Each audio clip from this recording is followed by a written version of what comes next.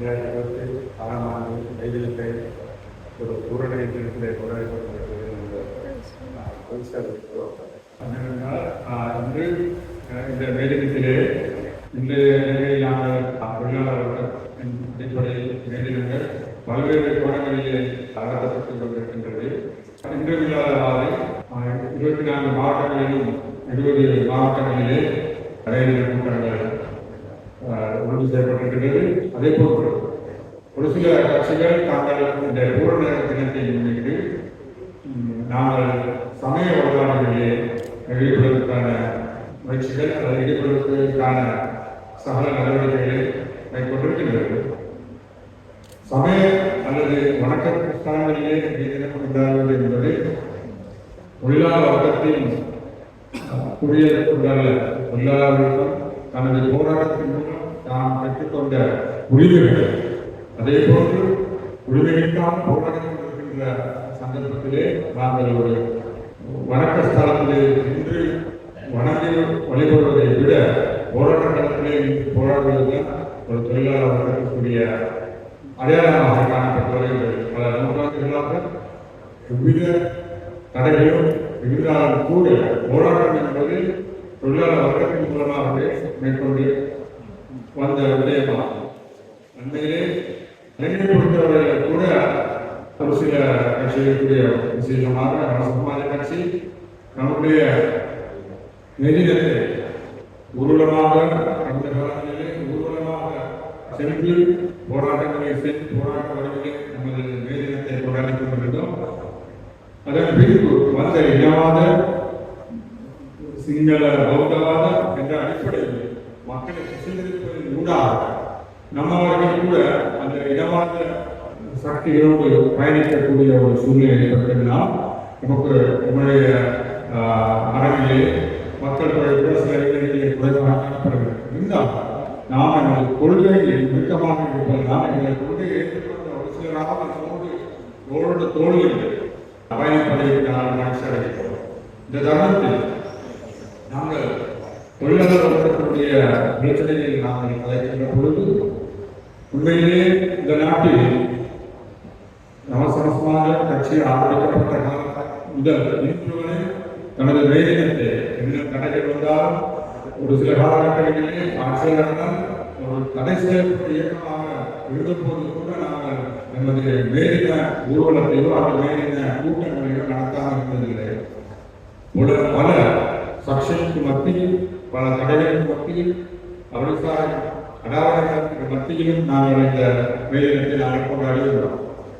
அந்த வகையில் எமது வேதின கொண்டாட்டத்திற்கு தடையாக இந்த காலகட்டத்தில் நாங்கள் நீதிமன்றத்தை நாடி நீதிமன்றத்தின் உண்டாக இந்த நாட்டுக்கு ஒரு படிப்படியை நாங்கள் கொண்டு சேர்க்கின்றோம்.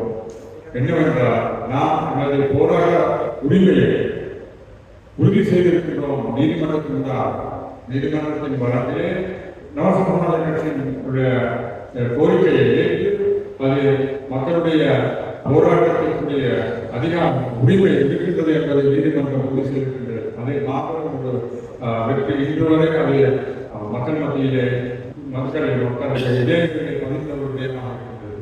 எனவே இந்த மேலிட ஊர்வலங்கள் என்பது அன்றைய மக்களுடைய உரைநிலைகள் அல்லது தொழிலாளர்களுடைய உரைநிலைகள் தொடர்பாகவும் அவருடைய வாழ்வாதாரங்கள் எவ்வாறு வேண்டும் என்பதை தொடர்பாகவும் முதலாக கவனத்தில் எடுத்துக்கொள்ளக்கூடியவர்கள் தான் இந்த ஊர்வலங்களும் அமைச்சத்தை கடந்த காலங்களிலே அவங்க சென்றார்கள்.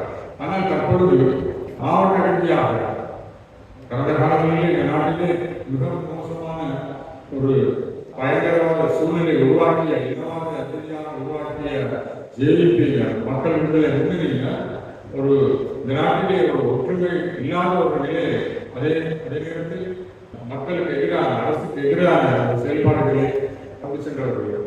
மிக முக்கியமாக மலைய மக்களுடைய இருப்பை அங்கிருந்து வெளியேற்ற வேண்டும் என்ற ஒரு கொள்கையின் அடிப்படையிலே அவர்களை வெளியேறி வடகிழக்கு பகுதியிலே அந்த மலையக தமிழர்கள் என்று வாழ்கின்ற ஒரு சூழ்நிலையை ஏற்படுத்தியதே இந்த மக்கள் விடுதலை முன்னணியினர்.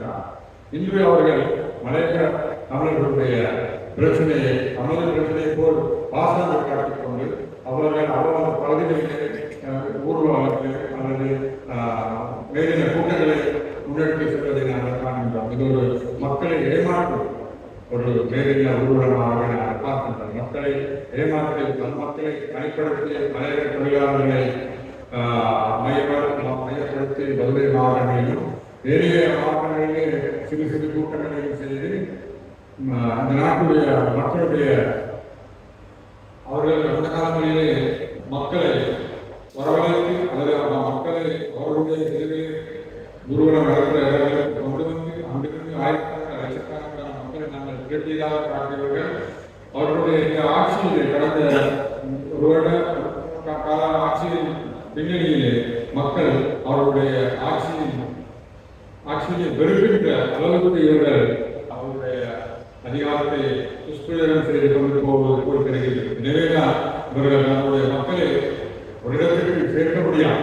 அவர்களை அந்தந்த இடத்திலே வந்து அந்தந்த பிராந்திய தலைவர்கள் மூலமாக ஊர்வலங்களை கூட்டங்களை நடத்தி கொண்டிருக்கின்றார்கள். பிரதான எங்கே இதுவரை ஆட்சி செய்கின்ற நாட்டை ஆட்சி செய்கின்ற அரசியல் சக்தி ஒரு சிறந்த ஒருநிலைப்படுத்தப்பட்ட கூட்டத்தை நிகழ்த்த முடியாத ஒரு நிலைக்கு கூட சென்றிருக்கிறேன் என்று நான் நினைக்கின்றோம். ஆகவேதான் அவர்கள் அந்தந்த பல்வேறு கூட்டங்களை செய்கின்றார்கள். இதிலே தெரியவர்களுக்கு அவர்களுக்கு சரியான தலைமைத்துவத்தின் கீழ் மக்களை திரட்ட முடியாத சூழ்நிலை தற்போது இருக்கின்றது அவர்களுடைய அரசியல் பயணத்தில். எனவே அவருடைய அரசியல் பயணம் ஒரு மிக மோசமான ஒரு பயணமாக இருக்கிறது. அவர்களுடைய கடந்த கால அரசியல் நிலைப்பாட்டிலே மக்களை துன்புறுத்தி அவர்களை அடிமையை வைத்து மக்களை தெருவில் வாழ வைத்த ஒரு காலகட்டம் இருந்தது. அதேபோன்று மீண்டும் அவர்கள் ஆட்சியிலே ஜனநாயக முறையில் நாங்கள் ஆட்சியை செய்வதாக கொண்டாலும் கூட ஒரு மிக மோசமான ஒரு பயங்கரமான ஒரு நிலையை உருவாக்கப்பட்டிருக்கின்றது. அடிக்கடி தோழர் ரஞ்சித் கணக்கை சொல்வார், இப்போது இருக்கிற இந்த அரசாங்கம் வந்து ஒரு பயங்கரமான நிலைக்கு வரும் என்று அடிக்கடி அரசியல் நிலைப்பாடுகளை கூடி வருகிறார். தற்போது பார்க்கும்போது உண்மையாக தெரிகிறது. என்றால் நீலதானம் என்ற தோட்டப்பகுதியிலே தமிழர்கள் தமிழ் தொழிலாளர்கள் வாழ்கின்ற தமிழர்கள் செலுத்துவார்கள் என்ற பகுதியிலே திருநெல்வேலி மாவட்டத்திலே அண்மையிலே கடந்த வாரத்திலே ஒரு தொழிலாளர் தனக்கு இருப்பிடம் இல்லாமல் அங்கே இருக்கின்ற ஒரு நிலத்தை தனக்கு ஒரு வீடை அமைத்துக் கொள்வதற்கான அதிகாரத்தை மன்னால் வீடை அமைத்துக் கொண்டிருந்த முடிவெடுத்த நிலையிலே அங்கு சென்ற ஒரு பிரிவு, அதாவது அவர்களுடைய பின்னணியை பார்த்தால் அவர்கள் ஒரு பிரதான ஒட்டுக் குழுக்களை போன்ற ஒரு குழுவினராக செயல்பட்டிருக்கிறார்கள். அனைவரும் ஒரே நிற அடையணி, அனைவரும் ஒரே நிற ஹெல்மெட் அணிந்து தங்களை யாரும் அடையாளம் கடக்க முடியாத அளவுக்கு தங்களை வைத்துக் கொண்டு அந்த பகுதியில் உள்ள அந்த வீடு அமைக்க அதுக்கு அந்த பகுதியில் அனைத்து தொழிலாளர்களை மிகவும் உரிமையாக காட்டியிருக்கின்றார்கள். வைத்தியசாலையை அமைக்கப்பட்டிருக்கின்றார்கள். எனவே இதை பார்க்கின்ற பொழுது அரசாங்கம் திட்டமிட்டு தமிழர்களுடைய உரிமைகளை அடக்குவதற்கான நடவடிக்கைகளை மேற்கொள்வதாக நாங்கள் காண்கிறோம். காரணம், இந்த செயல்பாடுக்கு எந்தவிதமான கண்டனங்களை வெளியிடக்கூடிய அரசாங்கம் இதுவரை அவரை கைது செய்யவில்லை. ஆகவே அவர்களுடைய செயல்பாடு, அவர்கள் தாக்கும் விதமான வீடியோ காட்சிகள் சமூக வலைதளங்களில் அதிகமாக பரவலாக காண்பிக்கப்படுகிறது. எனவே இதை மையமாக கூட அவர்களை கைது செய்திருக்கலாம். ஆனால் அப்படி பலவான கைதுகள் நடக்கவில்லை. அரசாங்கம் எதிரான எந்த ஒரு விடயமாக இருந்தாலும் அதற்கான கைதுகளோ அதற்கான நடவடிக்கை எடுக்கப்படும் அரசாங்கம் காரணமாக செயல்படுகிறது. அன்றைய துறையும் 2.5 மில்லியன் அமெரிக்க டாலர்கள் ஆயிரமாக மறைந்த விடயத்தில் கூட நிதியமைச்சின் செயலாளர் பாராளுமன்ற வருவதற்காக 3 முறை அழைக்கப்பட்டிருக்கிறார். அந்த 3 முறையும் அவர் அந்த அழைப்பை ஏற்று அந்த குழுவிலே இது தொடர்பான நிதி மோசடி தொடர்பான கலந்துரையாடுவதற்கு அழைக்கப்போவது கூட ஒரு முறையாவது அவர் சென்று அதை அந்த என்ன நடந்தது இதற்கான சாட்சியங்களை மறுக்கின்றார். மிகவும் கடுமையான பகுதியிலே இது மிக மோசமான ஒரு நிலைப்பாடு. இதற்கு எதிரான மக்கள் வெளியில் இருந்து அவர்களுக்கு எதிரான ஒரு குற்றச்சாட்டை முன்வைத்த பொழுதுதான் அவர் அங்கு சென்று அதற்கான சாட்சியங்களை பதிவு செய்திருக்கிறார். இது தொடர்பாக ஜனாதிபதியோ அல்லது பிரதமரோ அல்லது கேபினெட்டோ எந்த விதமான ஒரு எதிர்ப்பு அடைகளை அவர்களை பாதுகாக்கின்ற ஒரு நிலைமையை தான் கொண்டு செல்கிறது. எனவே இந்த அரசாங்கத்தின் ஊடாக மீண்டும் ஒரு கடந்த காலங்களில் ஏற்பட்ட நிகழ்ச்சியின் போது கடந்த காலங்களில் அவர்களுடைய அச்சுறுத்தல் மீண்டும் வெவ்வேறு மனிதர்களிலே இந்த அச்சுறுத்தலை விட்டு வருகிறார்கள். இதுக்கு பிரதான காரணம் தன்னுடைய ஆட்சியை எவ்வளவாக எதிர்த்தால் அவர்களுக்கு தன்னுடைய அதிருப்தியையும் அவர்களுடைய நாட்டு சட்டத்தை மீண்டும் ஒருவரை நிகழ்வதற்கான நிலைமைகளை நாங்கள் காண்கின்றோம்.